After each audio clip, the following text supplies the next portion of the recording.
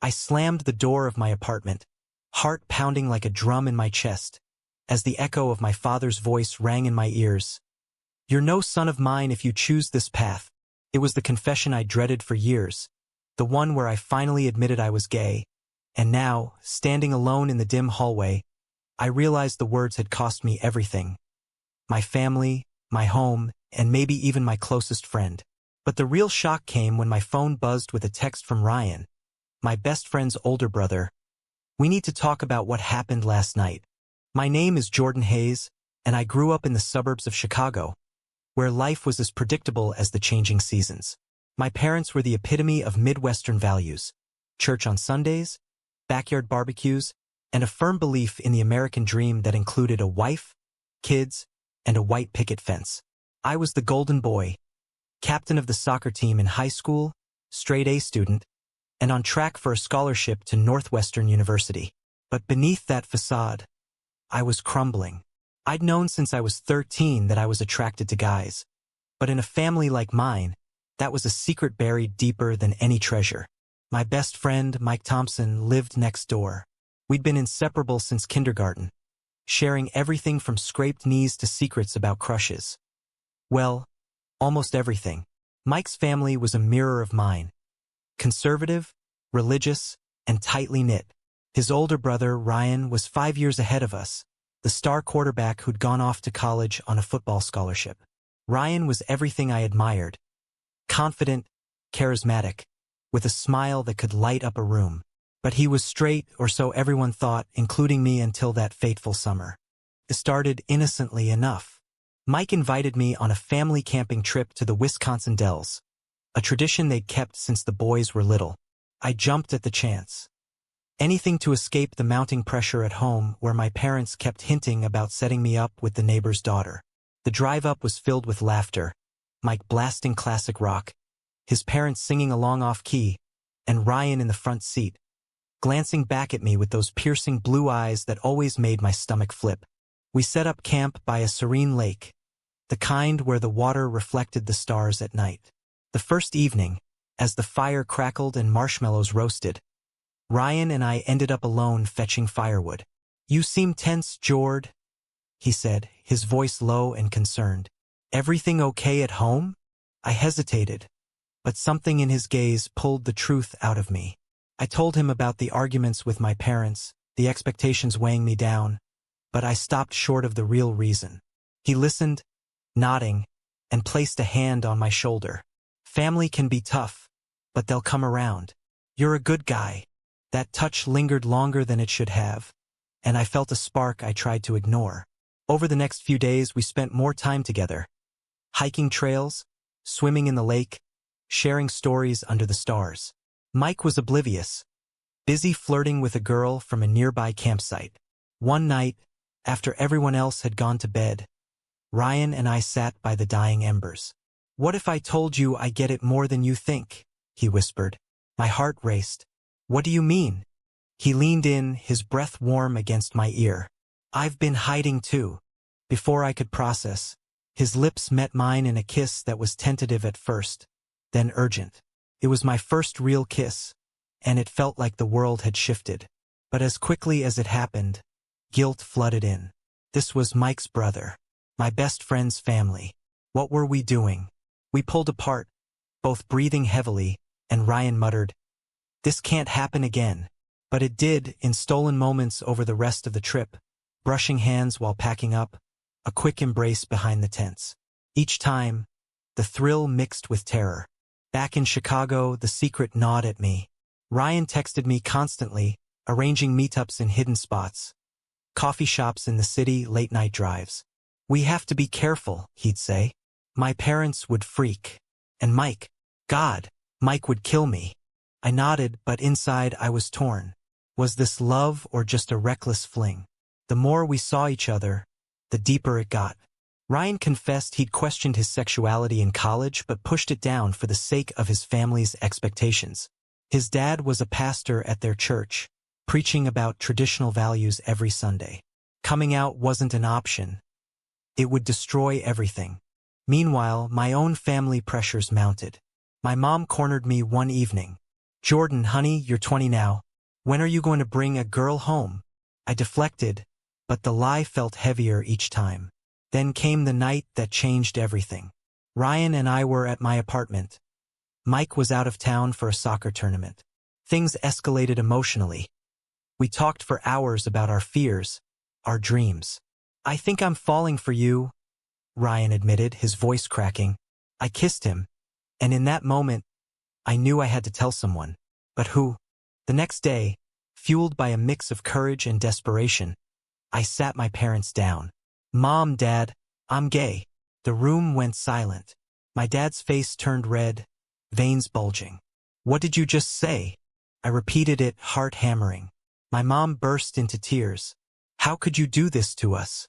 What will people think?" Dad stood up. "This is a choice, Jordan, and a wrong one. Get out until you fix it." I grabbed my keys and left, tears streaming down my face. That's when I texted Mike, needing my best friend. But in my panic, I let slip too much. "Dude, my parents kicked me out because I'm gay. And there's more. It's about Ryan." Mike called immediately, his voice laced with confusion. "What about Ryan?" I froze, but the dam broke. I told him everything, the camping trip, the secret meetings. There was a long pause. "You and my brother? You're lying." When I insisted, he exploded. "You're dead to me, Jordan. And Ryan? I'll deal with him." Word spread like wildfire. Mike confronted Ryan that night, fists flying in their family home. Their parents overheard, and chaos ensued. Ryan's dad, the pastor, called a family meeting, demanding explanations. Ryan denied it at first, but Mike had proof. Texts I'd shown him in my stupidity. "It's not what you think," Ryan pleaded, but the damage was done.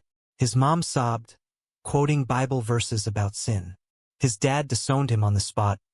"No son of mine will live like this." I crashed at a friend's place, my phone blowing up with messages. "Ryan, why did you tell him? You've ruined everything." Mike, "Stay away from my family, you freak." My parents, "Nothing." Silence. The guilt crushed me. Had I been selfish? Should I have kept it hidden longer? But deep down, I knew the truth had to come out eventually. The question was, at what cost? As days turned into weeks, Ryan and I met in secret again, but the spark was tainted by resentment. "I love you, but this is too much," he said one rainy afternoon in a park. "My family's falling apart because of us." I nodded, tears mixing with the rain. Maybe we should end it, but neither of us could walk away. The pull was too strong, even as the world around us crumbled. The fallout hit like a hurricane. Ryan moved out of his parents' house, crashing on a teammate's couch while finishing his senior year at the University of Illinois. His football scholarship was in jeopardy. Rumors spread through the team, and coach pulled him aside for a talk about distractions. "Keep your personal life personal, son," coach warned, but the damage to his reputation was done. Teammates whispered, some supportive, others hostile. One guy even shoved him in the locker room. "We don't need that crap here." Back in Chicago, Mike cut me off completely. We'd shared 20 years of friendship, sleepovers, road trips, inside jokes, and now, nothing.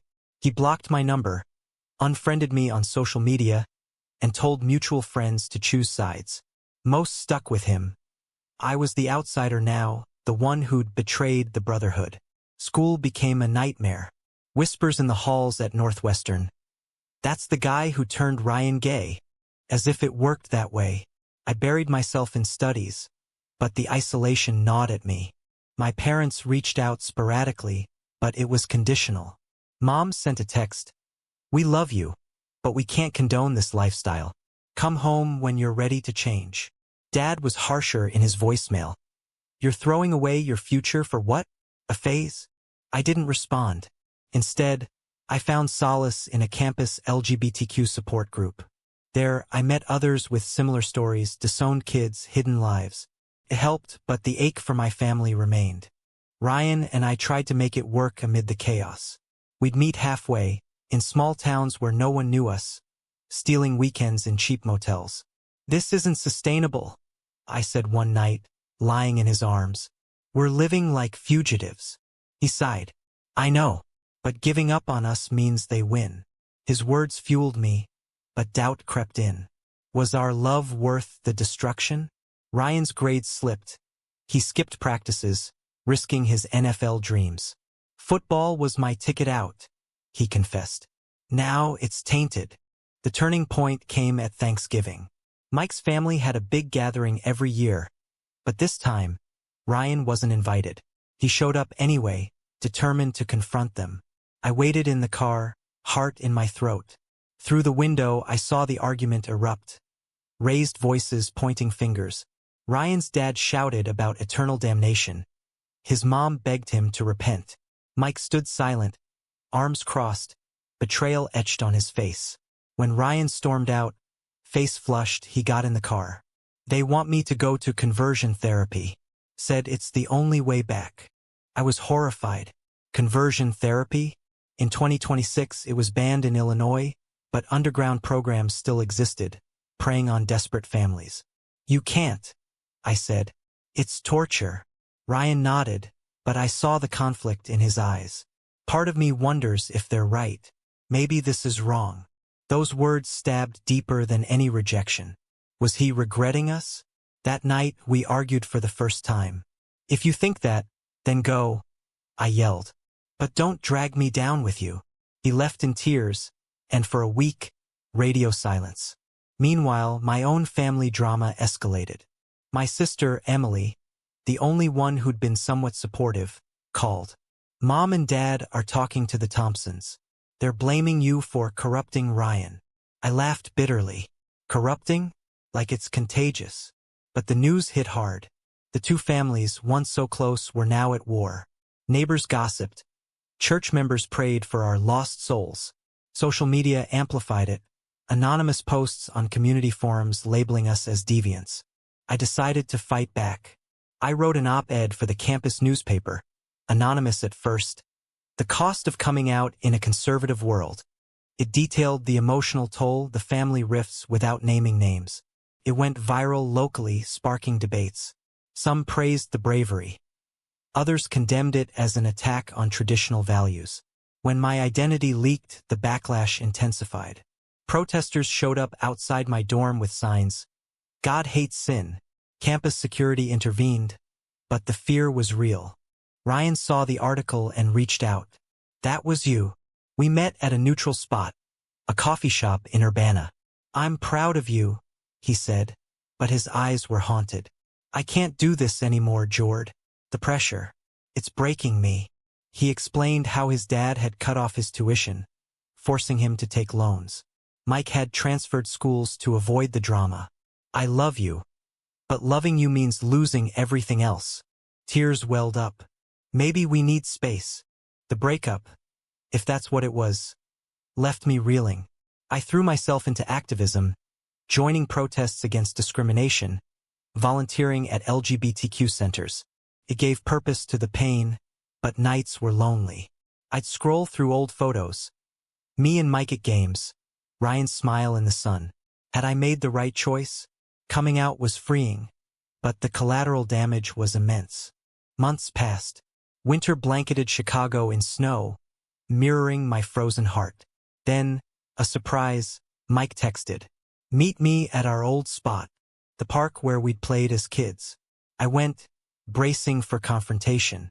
He was there, hands in pockets, looking older. I miss my friend, he said. But what you did, with Ryan, it hurt. We talked for hours, hashing out the betrayal. I didn't choose this, I explained. It just happened. He nodded slowly. Ryan is miserable. Dad's pushing him hard. Spring brought tentative hope. Ryan and I reconnected sporadically, texts turning into calls, then meetings. I can't stay away, he admitted over coffee. But caution ruled. We avoided deep commitments, fearing more fallout. His family situation worsened. His mom had a health scare, stress-induced, which they blamed on the family shame. Guilt ate at him.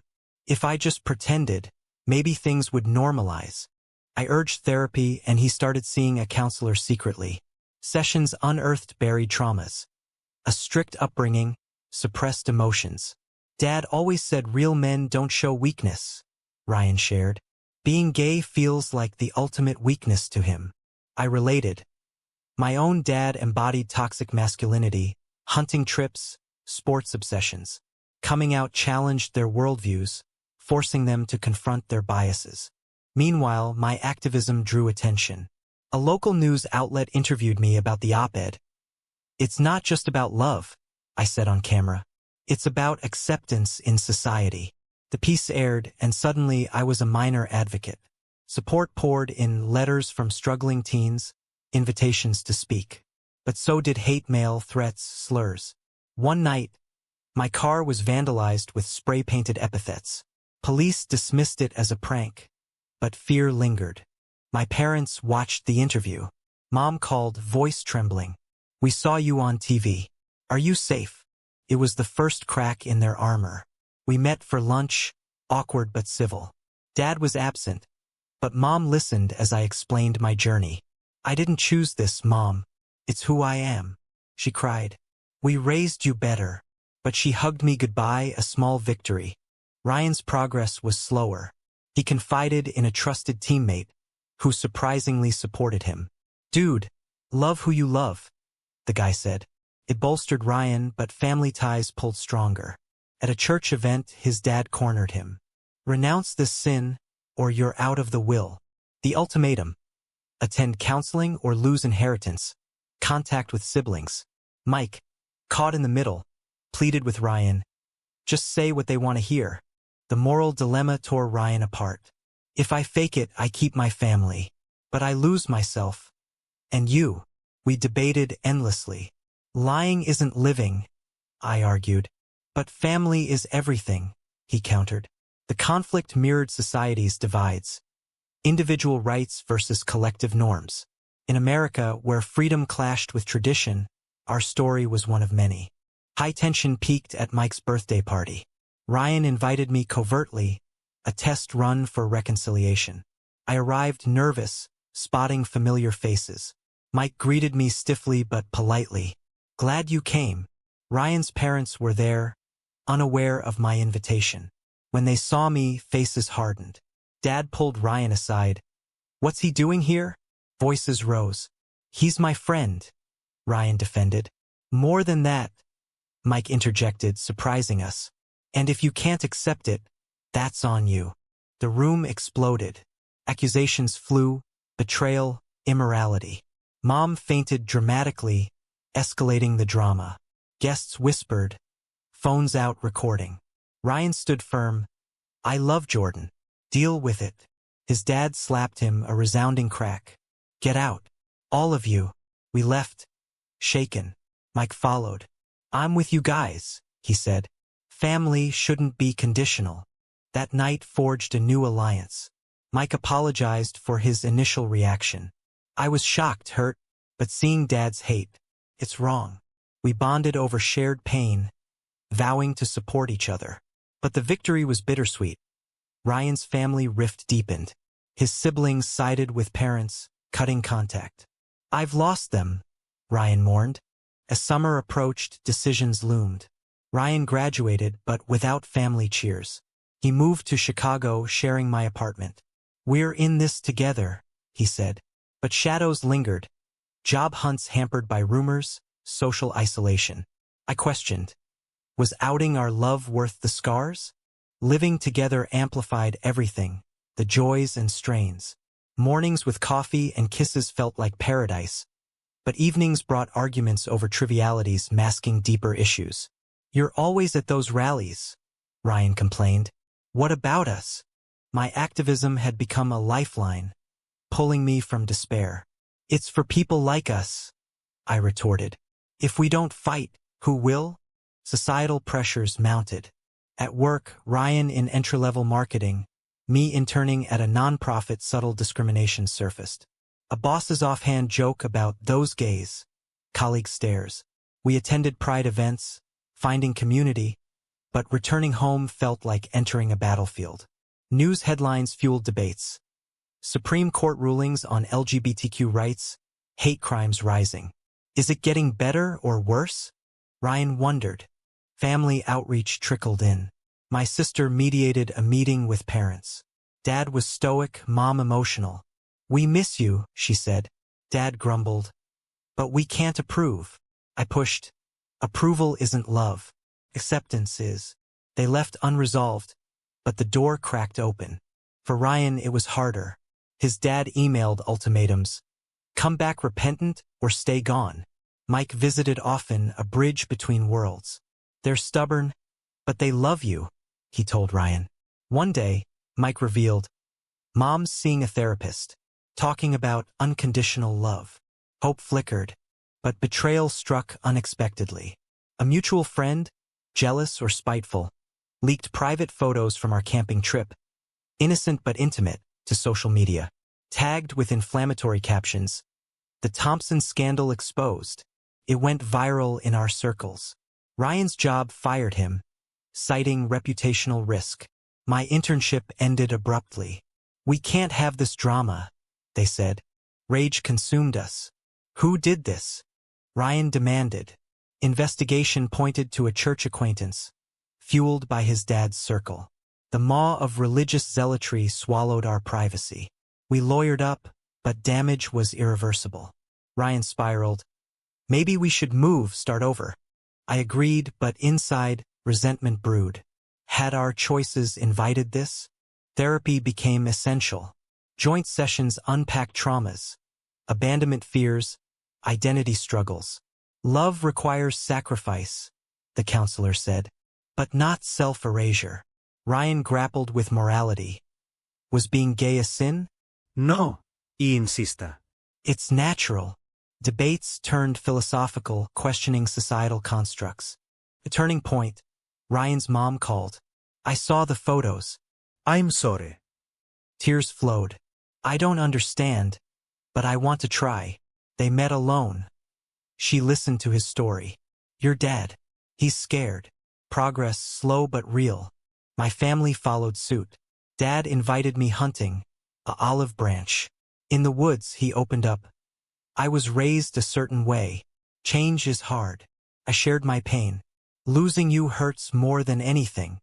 He nodded, no apologies, but a hug spoke volumes. As bonds mended tentatively, new conflicts arose. Mike started dating a girl from a liberal family, highlighting contrasts. "Why can't ours be like that?" Ryan envied. Jealousy simmered when Mike defended us publicly, earning praise we craved.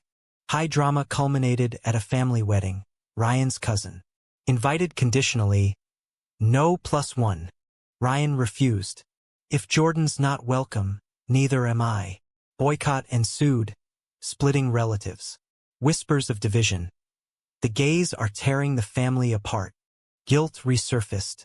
Were we selfish? Resolution loomed as years blurred. Wait, no, months into a year. Ryan landed a better job at an inclusive firm. I graduated, pursuing advocacy full-time. Our relationship strengthened, forged in fire. "We've paid the price," Ryan said. "Now we live for us." Family reconciliations progressed unevenly. Christmas brought surprises. Joint dinner, tense but civil. Dad mine shook Ryan's hand. "Treat him right." Ryan's parents attended briefly. Awkward hugs exchanged. Mike mediated masterfully. We're family, flaws and all. But scars remained. Social stigmas persisted. Stares in public, online trolls. We volunteered, helping others navigate similar paths. "Your story inspires," a teen told us. Purpose emerged from pain. Yet moral ambiguities lingered. Had we chosen correctly? Betrayals, my telling Mike the photo leak, taught harsh lessons. Damages, lost dreams, fractured bonds. Awakenings, self-acceptance, allyship. In quiet moments, we reflected. "Would you change anything?" Ryan asked. No, y raplia. The truth sets you free, even if it hurts. The journey ended not in fairy tale bliss, but real-world complexity. Love triumphed, but at what cost? Was it right to prioritize personal happiness over family harmony, knowing the ripple effects of pain and division?